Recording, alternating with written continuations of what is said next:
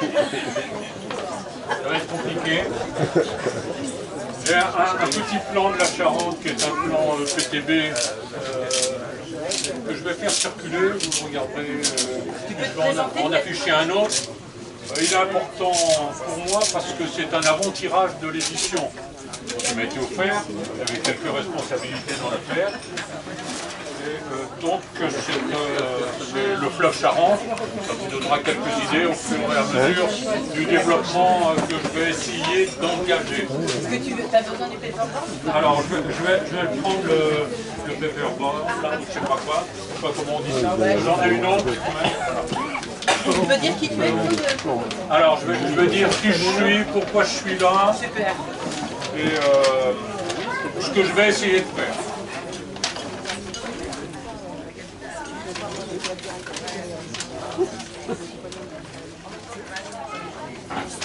Bon, ça tiendra peut-être pas. Ça, c'est pas très grave. Il y a juste un seul élément, mais on peut prendre nos goodies là. Bon, Passe-moi 2-3. on va essayer de la faire tenir comme ça. Bon, ne vous inquiétez pas, vous ne formalisez pas. Donc, Non, mais avec les aimants. Ça, vous les voyez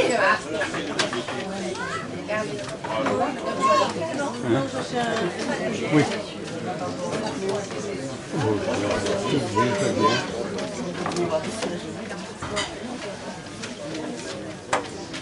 Voilà, impeccable.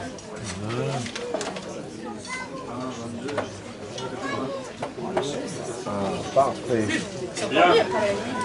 Donc, Claude Guindet, je suis de Cognac. Bon, je remercie Patrick pour les fondamentaux. Il est très pointu sur ces sujets. Il a une connaissance et de terrain et une connaissance universitaire, ce qui est important. Moi, je ne suis rien du tout. Je ne suis ni technicien, ni ingénieur, et il l'a dit sous forme de boutade, mais dans toute boutade, il y a quand même une part de vérité. Je fais partie de ces élus qui ne savent rien et qui disent des choses. Et qui pensent des fois qu'on les écoute. J'ai choisi la voie de la démocratie. Alors vous êtes un public qui est assez peu intéressant, je le dis comme ça. Parce que vous êtes des gens convaincus. Pas tous, mais en règle générale, vous êtes sensibles au sujet. Moi, ce qui me préoccupe, c'est les 99,8 qui se contrefoutent de la problématique de l'eau, y compris sur notre territoire. Michel Adam peut aller rue d'Angoulême et questionner 3 personnes, il ira se faire renvoyer paix. Bon, voilà. Donc c'est une problématique qui n'est pas annexe. Je veux bien qu'on parle entre spécialistes et entre militants, mais ça ne fait pas beaucoup avancer le chemin. Désolé, c'est comme ça. Donc Claude Guindet, je suis un ancien instit, comme d'autres, puis bon j'ai migré, enfin bon voilà, j'ai bougé dans ma vie, et je suis devenu élu en 2008, avec Michel Bourinchat à la mairie de Cognac pendant 2 mandats, et je me suis impliqué par hasard, n'y connaissant rien au problème de l'eau, dans la problématique du SAD, du schéma d'aménagement et de gestion des eaux, et de sa déclinaison qui s'appelle la CLÉ, la Commission locale de l'eau. En 2009, il y a eu un appel pour essayer de monter un truc, un machin, à la demande de l'Europe, à la demande de l'État, et donc à la demande de l'agence de l'eau Adour-Garonne, sur les problématiques très particulières du fleuve Charente, et des vives inquiétudes qui étaient sur ce territoire. Donc, avec une démarche concertée des responsables des départements 16 et 17, les principaux impactés, et de l'agence de l'eau Adour-Garonne, s'est montée une clé commission locale de l'eau du fleuve Charente. Une élection au Crédit Agricole, je ne vais pas chercher le symbole, d'Angoulême, où 2 candidatures. La candidature d'un maire de Pont-l'Abbé d'Arnoux, de mémoire, irrigant maïsiculteur, et une candidature de Patrick Mouquet, qui était le maire de Saint-Pierre-de-Léron, de mémoire, versant écologiste, plutôt élevé, enfin bon voilà, quelqu'un de très ouvert, brillant, universitaire, Et donc, politiquement, je le dis, nous avons voté pour lui, en particulier sur Cognac et sur beaucoup de communes dites de gauche. Voilà. Et c'est Patrick Mocquet qui a été élu. C'est pas annexe, c'est pas accessoire. La conduite de la réflexion sur un fleuve, elle est éminemment politique.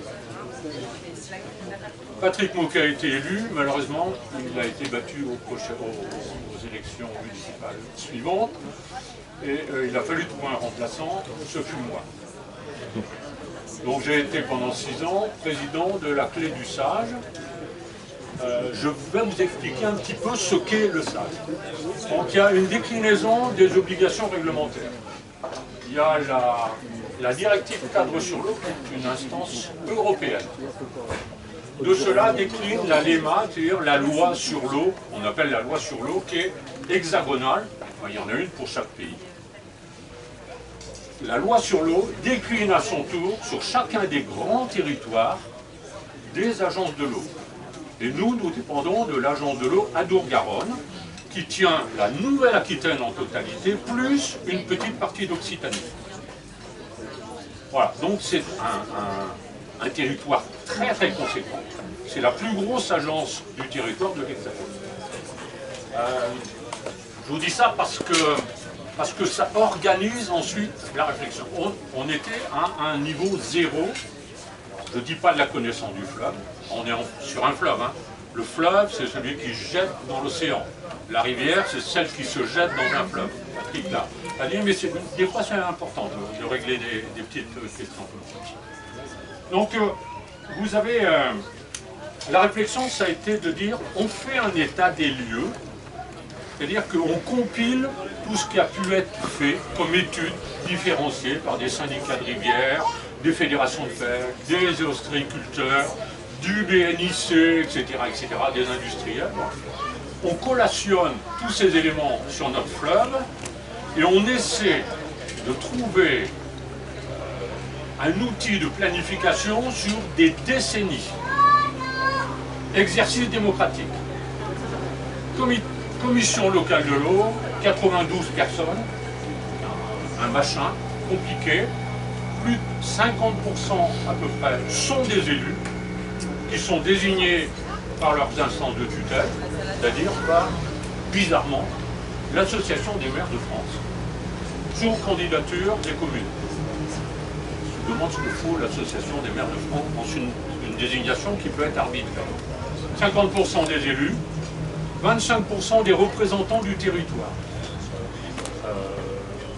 LPO, Fédération de pêche, les chambres d'agriculture, une 16, une 17 avec des mandats du 86, du 79 et du 24, le BNIC, Association des moulins, j'en passe, bon, etc. Les ostréiculteurs, les conseillers, pardon, Charente Nature, UFC Que Choisir, etc. Donc il y a une harmonisation à peu près, bon, il y a Jacques Brie qui est très très présent, bon, il y a et puis, le dernier quart correspond au service de l'État. Avec l'ambiguïté, vous connaissez les problèmes de l'État, il y a les fonctionnaires d'État qui ne pensent pas. Non, mais je fais caricature, mais... et puis, il y a les fonctionnaires du gouvernement, qui est tout à fait différent. Le gouvernement pense. Le gouvernement a des incitations, a des orientations. L'État, les fonctionnaires d'État, sont là pour mettre en musique les initiatives gouvernementales. C'est-à-dire que quand on change de gouvernement, les serviteurs de l'État sont les mêmes, mais ils doivent changer de braquet, mouliner, mettre la batterie du vélo électrique maintenant. Donc voilà, on en est là, à ce moment-là, on est en 2010 et on construit. Qu'est-ce que l'on a devant nous? On a ce fleuve. Alors, je vais prendre... Je suis un vieil institut, alors j'ai un petit cahier quadrillé, je suis désolé, hein, vous connaissez ça. Donc, la Charente, 5e plus grand fleuve de France. SAGE, le schéma d'aménagement et de gestion des eaux, dont dépend la clé, qui est à construire.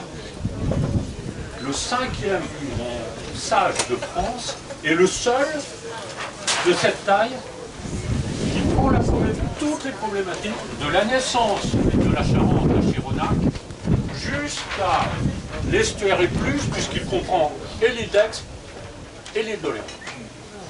C'est pas un ex, c'est extrêmement important et c'est une nouveauté dans le territoire. Voilà. Donc, qu'est-ce qui se passe? 700 000 habitants, 3 millions en été, ici. Vous avez compris? C'est un phénomène dont je voudrais que vous vous rappeliez. Donc on est ici, bassines non versées, etc., sur une problématique qui est liée aux bassines, aux réserves de substitution, etc. N'oubliez pas certains points. La population de Charente-Maritime sur le littoral, et tout le rétro-littoral, est multipliée par 3,5. La consommation en eau potable est multipliée par 6, voire par 8, et dans certains coins par 10. À une période, on appelle une période d'étiage, c'est-à-dire la période des basses eaux, où on n'a pas d'eau, ni dans la Charente, et Patrick, ni dans les nappes d'accompagnement, et où tout le puisage pratiquement de la Charente-Maritime se font sur les capitales de Saint-Hippolyte et de Coulonges, en aval de Saintes, pour la totalité de l'agglomération de La Rochelle, pratiquement, et pour tout le Royanais. Donc imaginez cette période où on n'a plus d'eau dans la Charente, où on a multiplié les assauts. Bon. La Charente. Alors je reviens à la Charente. Le premier fleuve, c'est la Loire, 1000 km. 1,4 m, 1,5 m par kilomètre de dénivelé. Vous voyez donc avec un certain pendage d'eau. Ensuite le Rhône, 810 km.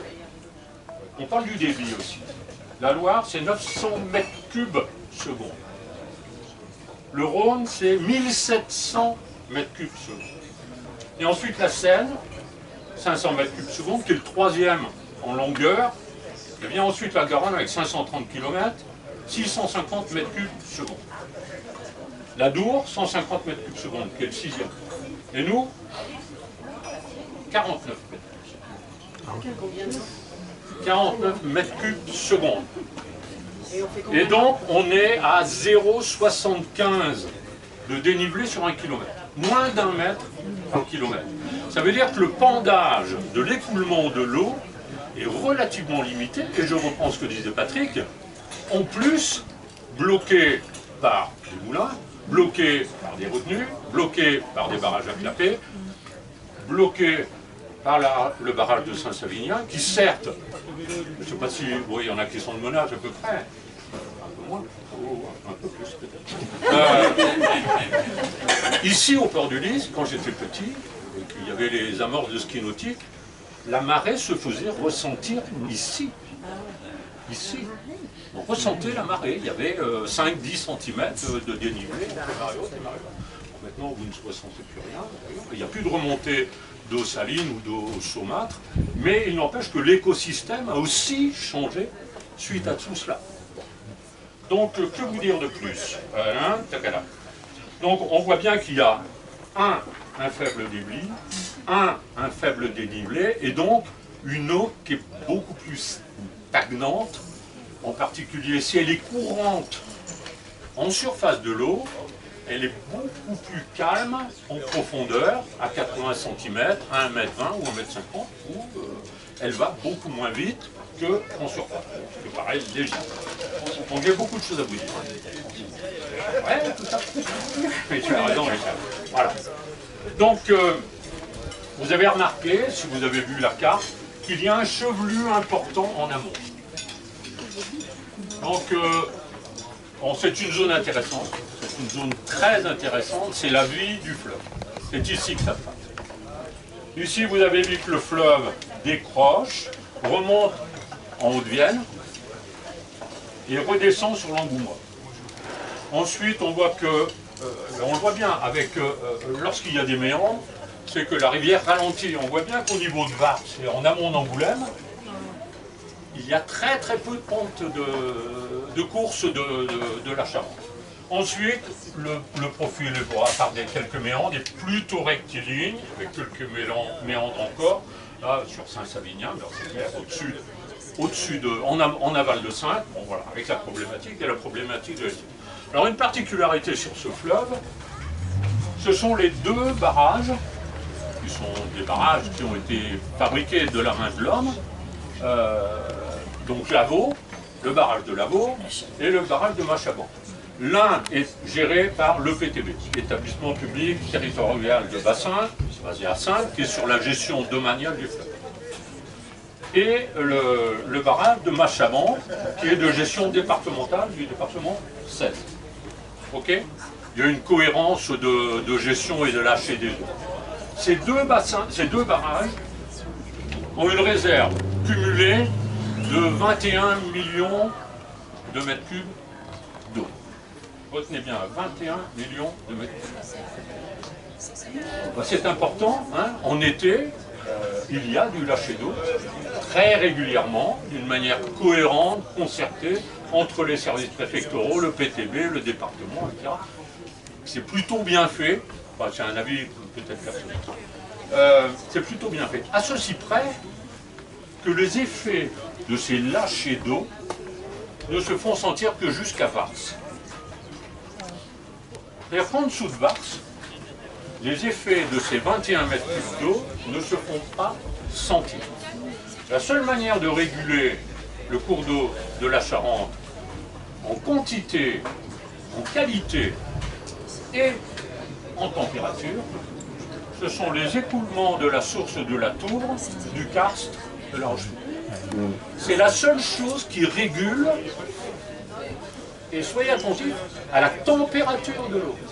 Parce que l'eau qui sort de la tour, elle est entre 12 et 13 degrés. Très rapidement, elle prend une autre température en se mélangeant à la Charente, mais ce sont des facteurs extrêmement importants. Donc, je ne reviens pas sur l'écoulement de la Charente, sur le Cognacet, on verra que c'est associé à d'autres paramètres. Ici, le barrage de Saint-Savinien. En aval du barrage de Saint-Savinien, Coulon-Saint-Hippolyte, dont des captages d'eau pour l'agglomération de La Rochelle et pour une grosse partie du département de la Charente.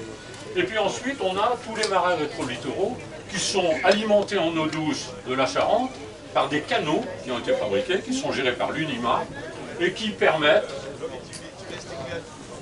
on n'a pas vu de faute de goût, d'appréciation, mais je pense qu'il peut y avoir des avis très opposés à ça, ou au moins assez opposés, qui gèrent la température, la qualité de l'eau dans les marais rétro-littoraux, pour l'élevage, pour les cultures salines, etc. etc. Il n'empêche que c'est de l'eau qui part de la Charente et qui n'arrive pas directement à l'atmosphère de la même manière. Elle ne vient pas directement. Bon, voilà. Alors, quel était l'état qualitatif que nous avons trouvé, ou enfin qui a été déterminé à cette époque? Alors, c'est pareil, hein, le sablier, vous me le dites, hein, parce que je peux... Voilà, je suis désolé, mais bon, ça peut être long là aussi. Alors, c'est la première fois que je fais ce type d'exposé. Donc, bon, voilà. Donc, je ne sais pas jusqu'où ça peut aller. On est honorés. Non, donc, donc, je vous ai dit 700 000 habitants sur la totalité de notre territoire. Vous avez compris que sur la borne, sur toute la marge littorale, les habitants sont plus grand nombre, hein, la densité de population est plus importante. Quand nous sommes arrivés aux affaires, mais alors il y a Jacques Sauton, moi j'étais son vice-président quand il était président du SYMBA, du syndicat mixte du bassin de Montagne, et il était mon vice-président, un de mes vice-présidents quand j'étais président de la Clé du Sage sur une commission thématique ou géographique? Oui, Charente-Aval. Voilà, sur géographique, Charente-Aval. Donc voilà, on a quelques complémentarités, et des fois on s'embrasse quand on se retrouve. Bon, voilà. Donc on a fait beaucoup de boulot ensemble, des réunions, y compris des études techniques jusque sur la rivière Richelieu au Canada. L'agriculture. Posons les problèmes de l'agriculture. Vous avez compris que l'agriculture en amont, c'est essentiellement de l'élevage, quelques polycultures, mais ici, quelque chose de particulier. Vous avez plus de 4800 plans d'eau, 4800 plans d'eau dans toute cette région, qui sont des eaux faussement captives. Ça veut dire qu'elles sont, en règle générale, sur le cours du ruisseau, il y a un petit barrage et a priori la même quantité ressort de celle qui est rentrée. Si ce n'est que ce sont des eaux qui se renouvellent peu, dont la température monte beaucoup, et multiplié par 4500, ça devient très problématique. Ici, vous avez toute cette plaine qui est alimentée, en particulier. Alors, ici, là, on est sur le secteur de Civray, maïsiculture, irrigation, grande propriété, grosse propriété, et donc le morcellement qu'on a connu avec les petites propriétés est en train de s'éclipser au profit des grandes propriétés, des grands groupes. Donc ici, s'il n'y a pas Lavaux et Machaban, on ne fait plus d'irrigation de la maïsiculture. Mais nous on crève, hein, parce qu'il n'y a plus d'eau qui arrive là sur le mélange de la tourbe et de l'Ars. Donc, ici, historiquement, si dans tous les réseaux nord, tous les réseaux amont, on a eu historiquement, et au cours du Moyen-Âge, ici, c'était une multiplication, et vous le verrez aussi en Dordogne, de petites forges, de clouteries, qui transitaient tous les métaux ferreux qu'on retrouvait dans le sol et qui fabriquaient. Jusqu'à des boulets de canon, en particulier en Dordogne, mais on est très très proche sur les histoires de bassin versant. Là c'est la Dordogne, là on est sur la Charente. Donc on a eu au fil du temps tout un transfert de métaux ferreux, de métaux lourds, dans la rivière, dans les rivières et donc dans le fleuve. C'est un paramètre. C'est un paramètre. Ici, je ne sais pas si vous vous en souvenez, il y avait la fonderie de Ruelle. On ne fabrique pas des canons avec du bois, même si on parle du fût du canon, mais du fût de l'arme, mais bon, voilà. Donc, fonderie, métaux lourds, poudrerie. Et attentif, c'est quelque chose qu'on a très peu surveillé dans les décennies précédentes. Batterie de cadmium, c'est quelque chose qui a fait scandale, qui pourra refaire scandale, et si on ne le cherche pas, on ne le trouve pas. Et si on le cherche, il y a de fortes chances de le trouver. Ici, et jusque là, 90 000 hectares de viticulture. On n'en parle pas. C'est 3,5 milliards de chiffre d'affaires. On n'en parle pas. On parle des maïsiculteurs, on parle des irrigants, mais on ne parle pas de la viticulture. Il va falloir qu'on en parle. Je vous expliquerai pourquoi, mais vous avez compris. Alors, Charente-Aval, bon, vous avez compris les difficultés. Ici, ostréiculture, conchiliculture, les métiers de la pêche, les métiers de la mer, surfréquentation, surpopulation en période estivale, avec des gens qui, comme ils paient une location Airbnb, ils prennent 3 douches par jour, parce que ça ne pose pas de problème, ils se baignent 2 fois et quand ils rentrent de nuit, ils reprennent une douche, bah, voilà, hein, donc ça fait... c'est comme ça. Bon, voilà, on compte la consommation en eau d'un individu, c'est à peu près 1 mètre cube par jour, par individu. C'est ce qui est calculé globalement, en moyenne, pour l'Hexagone. 1 mètre cube. Non, c'est comme si vous voulez. Moi, en moyenne. Avec tous les usages. Avec tous les usages. Non. C'est 105. Alors, c'est 54 ou 58 mètres cubes par an. Qu'est-ce que je veux dire? Non. C'est 1 mètre cube par jour. Ça fait énorme. Ça veut dire qu'on consomme 360 mètres cubes, en gros, à la louche, chacun. Avec votre voiture, avec tout ce qu'on construit, avec tout Ah oui, c'est ça. Rapporté à tous les usages. Alors, avec tous les usages. Je pense qu'il y a des gens qui consomment très peu. Votre téléphone portable, tout compris, on est à ça. Ouais, ben, Elle explique très bien dans ce livre-là. Voilà. Impact. Bien. Sur le qualitatif, bon, alors je vous fais des simples. Lorsque l'agence de l'eau s'est signalée pour engager un travail conséquent pour le SAGE de la Charente, c'est parce que dans le tableau globale de l'agence de l'eau Adour-Garonne sur à peu près tous les critères, tous les paramètres qui étaient inspectés. La Charente était en rouge, en marron rougeâtre, voire en noir. Sur à peu près tout, hein, sur les nitrates, sur les pesticides, sur l'inondation, sur les déficits en quantité, etc. Tous les paramètres importants de regard sur l'état chimique, etc. Donc c'est bien pour ça qu'il a été important de travailler. Mais là, on en était à l'état des lieux.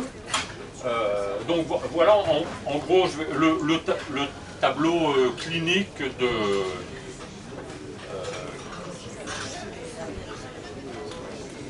Il te reste Voilà. 5 minutes pour qu'on ait le temps de la Il me reste 5 dépression. minutes, bon bah alors je vais aller très vite. Je voulais vous parler simplement vous parler des perspectives. Donc il y a eu la création d'un SAG, d'un schéma d'aménagement et de gestion des eaux, donc avec les 12 membres qui avaient droit de vote.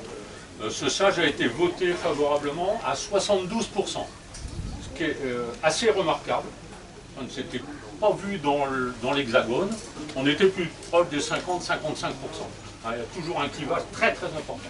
Il se trouve que ce projet a été présenté à l'agence de l'eau à Adour-Garonne pour avis aussi, mais il y a le même type de représentation. Les agriculteurs se sont abstenus sur ce projet. Certains.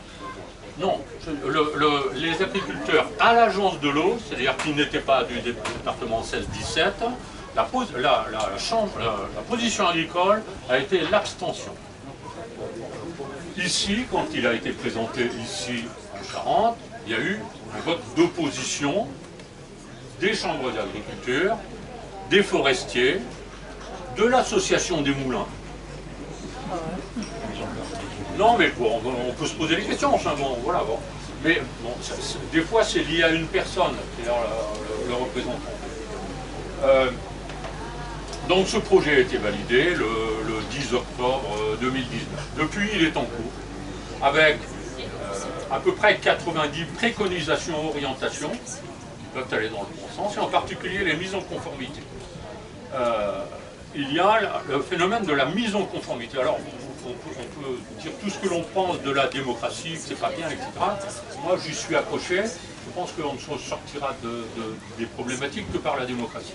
C'est-à-dire que je suis très favorable aux groupes de pression et aux radicalités, parce qu'au moins ils alertent.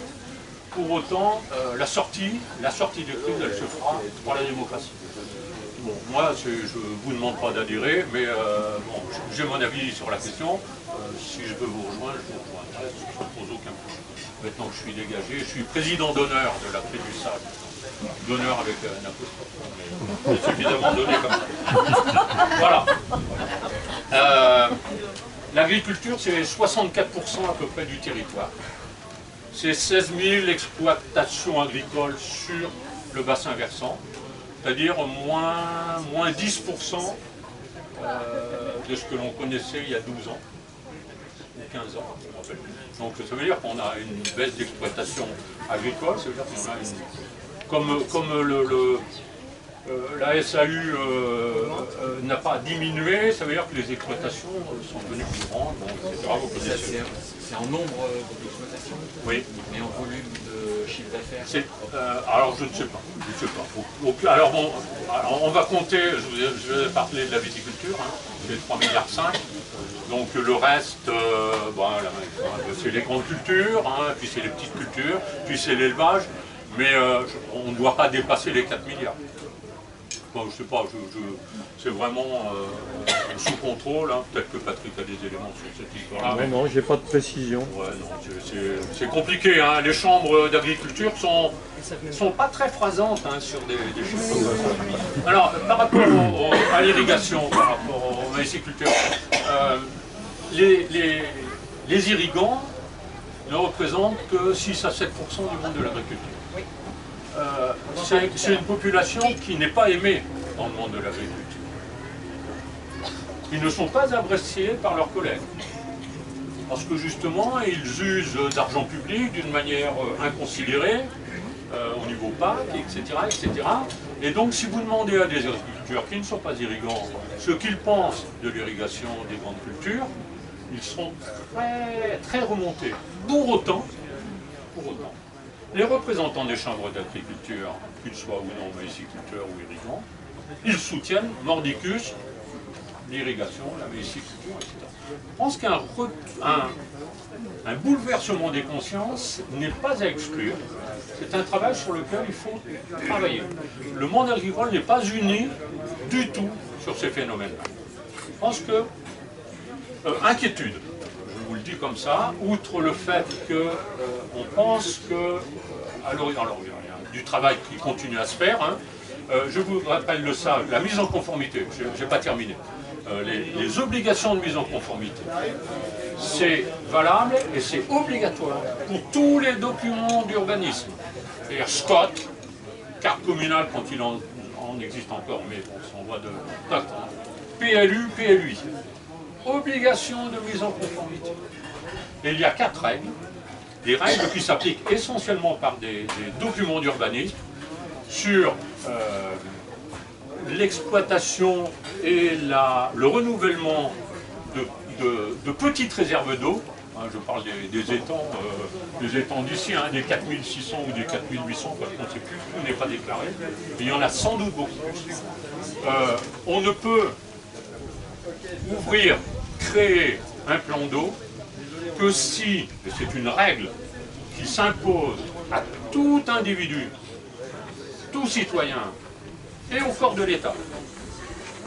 C'est quand même très très important. Donc on ne peut créer un plan d'eau que si on supprime 2,5 de superficie du plan d'eau qui est à créer. On a conscience qu'il est nécessaire pour l'agriculture d'élevage en particulier. Il faut créer, il faut différencier les choses. Il y a des plans d'eau qui sont plus ou moins abandonnés. C'est plutôt sain de les éliminer. On ne peut en créer qu'à la condition que. C'est une des règles. Il y a 4 règles. Aucune n'a été attaquée au tribunal. Elles le sont en général par les chambres d'agriculture. Aucune n'a été attaquée. 2 autres éléments importants, me semble-t-il, moi, dans notre territoire, mais dans l'Hexagone, c'est le changement des syndicats de rivière en syndicats de bassin. Il y a quelques années, il a été modifié, à l'initiative du gouvernement, le principe il y avait des syndicats qui s'occupaient que de l'eau courante. Et en gros de la ripiscine, ce que vous a expliqué Patrick. Voilà. Aujourd'hui, tout le territoire du bassin est couvert par des syndicats de bassin. C'est-à-dire qu'il n'existe pas une goutte d'eau qui tombe sur le bassin versant et qui échappe à un contrôle de syndicat de bassin.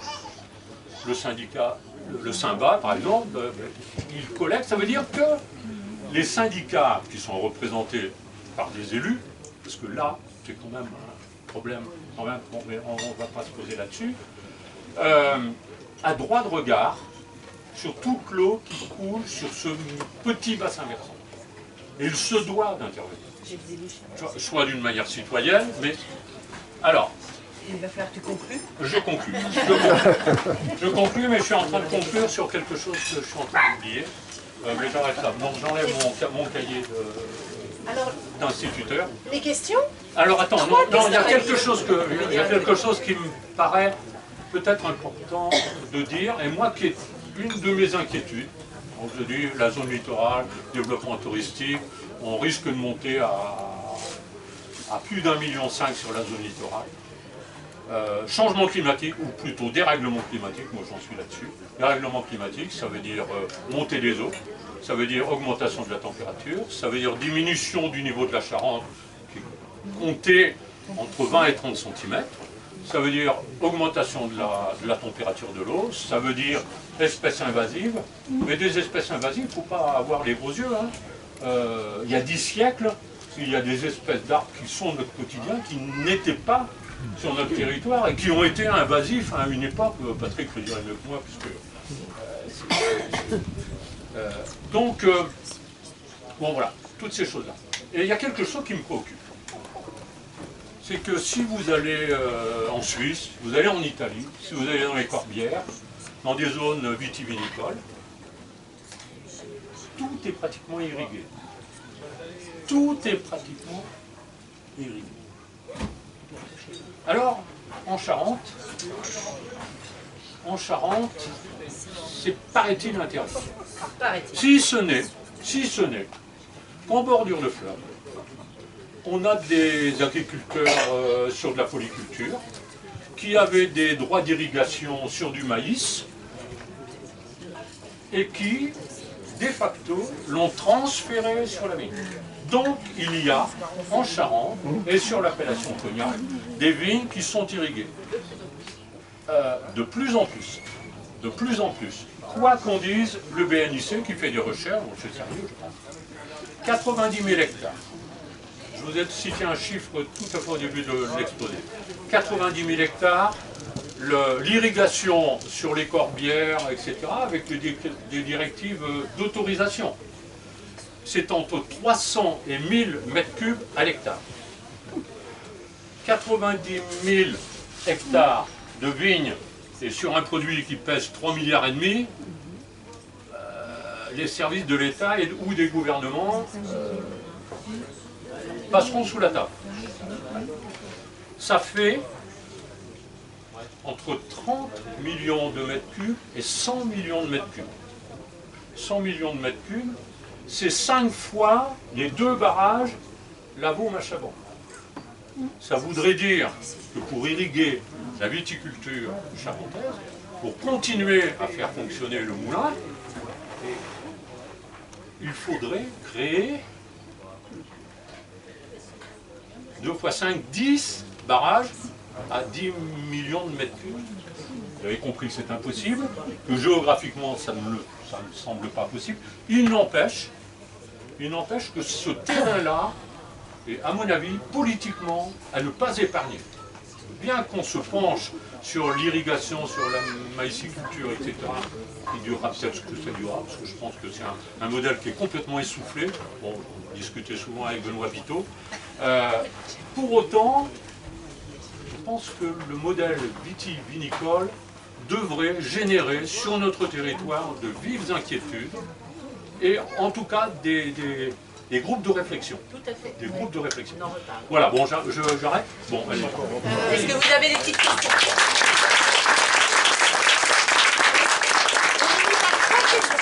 On limite à 3 questions, 1, 2 et une 3e après. Monsieur? Ah oui, c'est une question de citoyen. En 1976, l'antenne était racontée dans la presse comme un égout à ciel ouvert. Donc ça a fait bouger les choses, il y a eu des études environnementales, et puis il y a eu l'apparition de ce fameux Natura 2000, dispositif européen. Donc ma question c'est, quid de la prise en compte, ou plutôt des obligations apportées par Natura 2000 aux sages, et réciproquement. En quoi est-ce que Natura 2000 impacte ou non la question de l'eau, de sa disponibilité, de sa qualité, sur la Charente, sur les 2 Charentes? Oui, alors, je ne sais pas vraiment répondre à cette question. Ça a été un élément du constat. Ça a été un élément de l'état des lieux. Pour autant, il n'y a pas eu de modification. Les périmètres Natura 2000 sur notre grand territoire n'ont pas bougé. Hein, ne sont pas développés, etc. Donc, ça a été un fait d'état des lieux. Ça a été un fait qui a été intégré sur les préconisations, les orientations, etc. Mais pas au-delà. Enfin, tout le monde de penser que ça a été un bien pour notre territoire. C'est du refus au début. Hein. Oui, mais bien sûr, mais enfin, tout ce qui est novateur et tout ce qui est empêcheur, on voit bien qu'il y a des blocages, ça installe tous les blocages possibles, plus tous les fantasmes. Ma réponse est, voilà, c'est pas citoyen, mais c'est comme ça qu'on l'a vu. Est-ce que vous pourriez nous dire un mot sur la potabilité de l'eau, puisque vous êtes en relation avec le temps, que pensez-vous de Charenteau, du syndicat Charenteau? Alors,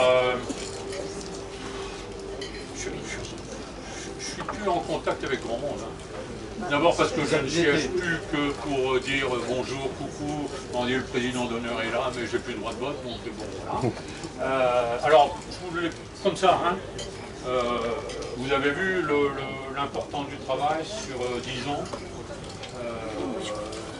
l'importance du territoire, les navigues à Chéronac, à Litlex, etc.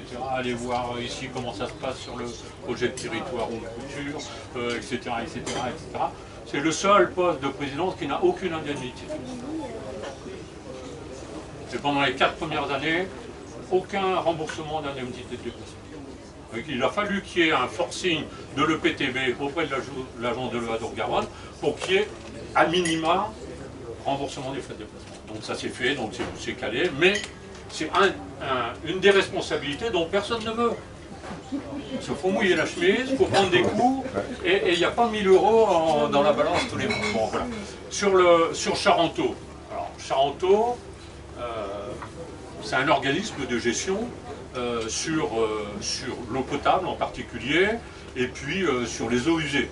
Bon, c'est essentiellement son job sur les territoires. Ça, c'est au 17, je crois, sur la Charente-Maritime.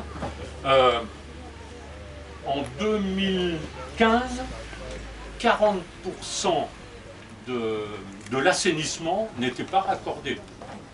40%. 60% des 40% n'étaient pas conformes. Imaginez ce qui repart au milieu. Alors il y en a que c'était une mise en conformité banale, enfin bon voilà. N'oubliez pas qu'on commence à se poser des questions sur les microparticules du PVC. Tout est en PVC. Sauf les viticulteurs, distillateurs, etc. Ils sont passés à l'inox sur un coup de force. Je ne sais pas si vous vous rappelez, le cognac exporté en Chine, 2013. Pof, découverte de microparticules de phtalate dans des bouteilles. Hop, on arrête toute importation. Ça, c'est un problème qui était soulevé, mais il me semble qu'on en avait parlé avec Michel. Il y a des décennies. Et le monde de l'agriculture, de la viticulture et du négoce disait oh, c'est pas possible, c'est des sommes faramineuses, c'est pas possible, c'est pas possible. La Chine bloque les importations. 6 mois après, toutes les exploitations étaient en inox. C'est quand même extraordinaire l'économie. Hein. Ça fait faire des bons technologiques prodigieux, j'arrête là. Est-ce qu'il y a d'autres questions pour Claude, une Non, dernière? c'était juste une réflexion par rapport à l'exposé. Donc, Claude, il a parlé des barrages de Lavaux et Machaban, donc, qui datent des années 90. Les recalibrages des rivières, des cours d'eau datent des années 70-80. Donc la nécessité de la mise en place de ces retenues d'eau est liée au fait qu'on ait recalibré les cours d'eau pour faire évacuer l'eau. On est maintenant à une période où on se rend compte que la situation continue à se dégrader, puisque les 2 barrages ne suffisent plus, et on a un projet, enfin le PTB a un projet d'étude, justement pour les résurgences de la Touvre, pour essayer d'améliorer le captage des résurgences de la Touvre. Donc ça veut dire que malgré les 22 ou 25 affluents de la Charente, on continue à laisser se dégrader tout ce maillage de cours d'eau, comme on l'appelle, tout ce chevelu. On continue et on recherche des solutions annexes pour contrecarrer le débit de la Charente, pour qu'on puisse justement alimenter cette frange côtière. Moi, je propose qu'on Juste parle de ça dans le deuxième à partie. rajouter. Ouais, d'accord. Juste à rajouter, c'est un point de vue strictement personnel. Vous en ferez ce que vous voulez. Nous aurons besoin d'eau dans les décennies à venir. Il faudra la trouver, la DCE, l'EMA, etc. Axe prioritaire, c'est l'eau potable. En dernier, c'est l'agriculture et l'industrie. Donc, voilà. Hein, donc, il ne faut pas lâcher sur l'eau potable. Il ne faut pas lâcher sur l'eau potable. Bon, voilà. On vous propose d'en rester là pour l'instant. Dans la deuxième partie, avec Agnès et moi-même Agnès, on va essayer de vous parler bassines, réserves de substitution, agriculture, zone humide, voilà, reprendre un peu où on en est, l'état actuel en Charente, et puis en échange avec vous. Voilà. On vous propose de faire une petite pause de 5-10 minutes. Si vous voulez vous rafraîchir, le Port du Lys vous accueille à la buvette, au bar. Voilà, et on se retrouve ici quand vous entendrez le nouveau chant on va chanter, vous vous rappelez. Donc quand vous entendez chanter, vous revenez. Ça vous va ?